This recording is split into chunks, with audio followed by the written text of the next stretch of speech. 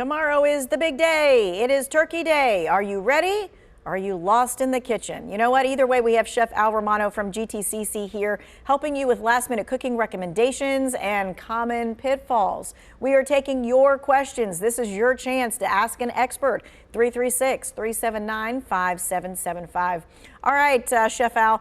First and foremost, we get this question usually about this time every single year. Someone says, I've got a 20-pound turkey. I forgot to take it out of the freezer. What do I do for tomorrow? You get on the phone and you make a reservation for tomorrow because there's no way it's going to be thawed. I mean, you could be up all night trying to thaw it with cold water, but like I said, I would make maybe lasagna or something like that. Forget about turkey this year. Okay, so if a 20-pound turkey is fully frozen right now, there's no hope for that for tomorrow. That is for sure. Okay, let's talk about cooking, because we're going to be cooking all kinds of things. People are cooking turkeys and hams and all kinds of casseroles and things like that. How do we know when something is done? Is it when it's like golden brown, when it smells really good because our recipe told us it took us 50 minutes? Yeah, whatever the recipe says. Well, when you see smoke coming out of the oven, you know it's probably overdone. But no, thermometer is the best way. Thermometer is the sure, I don't care how good you are, how many years you've been cooking, sure thing, thermometer. That's what you want to use. Okay, and so that's one of those things that it's like easily Googleable about figuring out what the meat needs to be in the breast or in the thigh or that kind of thing. Well, it should be 165 all the way around, period, if it's poultry. The 165 minimum. You don't want to really go too much because it'll get too tough, but definitely not under 165. And you always want to stick it in the thickest part of the thigh. Always stick that thermometer in the thick part of the thigh. So whatever type of meat you're doing, right in the thickest part. Okay, and so if you don't have a whole lot of experience using a meat thermometer, I mean, it's not that difficult, but you put it in there and then you wait for it to you have to wait several seconds for it to actually reach that temperature. Yeah, like the according to CDC, it's I believe it's 17 seconds. So in there to hold it at 165. So, yeah.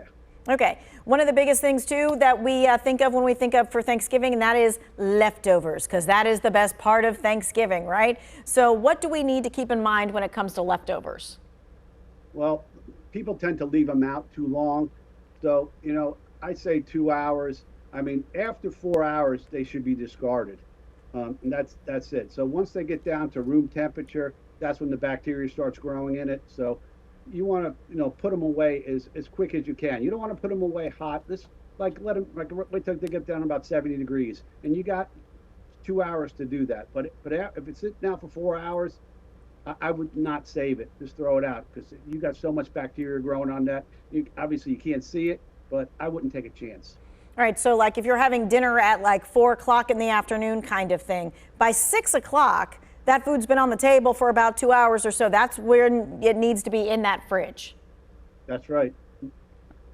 Okay. Exactly. Yeah, 2 hours. Yep. Mm-hmm. All right, let's talk about this. We're all kind of like, doing this all the time with whatever leftover we have. We kind of look at it. Does it look okay? Does it smell okay? Is that an accurate way to do that? No. I always say when in doubt, throw it out. But no, if it's like after 7 days, you throw it out. You don't want to keep it after 7 days, period. So, use that as your guide. Why use yourself as a guinea pig? It's not worth it to get sick. I know. I think a lot of people don't realize that that's what made them feel not good. Right. Exactly.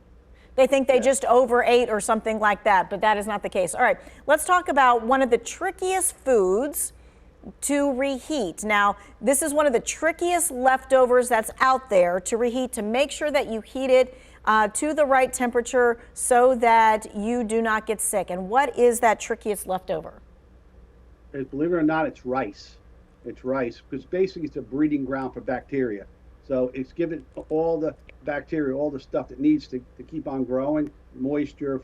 It has that protein in there, starch, everything all there. So basically, it's like an incubator for bacteria. And anything you want to reheat, I mean, you got to make sure you reheat to 165 to kill any bacteria. People think, like they want to reheat no matter what it is. So yeah, they actually just bring it up to 165. Everything. So most of the time we like zap it in the microwave for like a minute. Is that like enough time?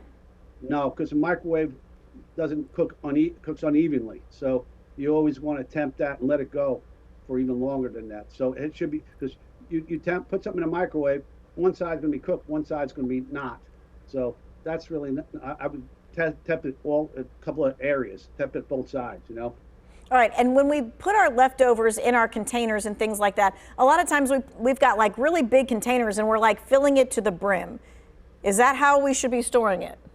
No, no, no, no. You want to leave a little breathing room in there, and it should be cool. Make sure it's cool. Don't put it away hot again, because it's gonna actually gonna ruin your food, and bacteria is gonna grow right in that Tupperware or container. Okay. All right. What we're doing is we're taking your questions next. So if you're like, I need a substitution because I didn't get the right thing, or I need to know how long I need to cook something, whatever you need to ask, this is your chance to ask an expert before Turkey Day gets here.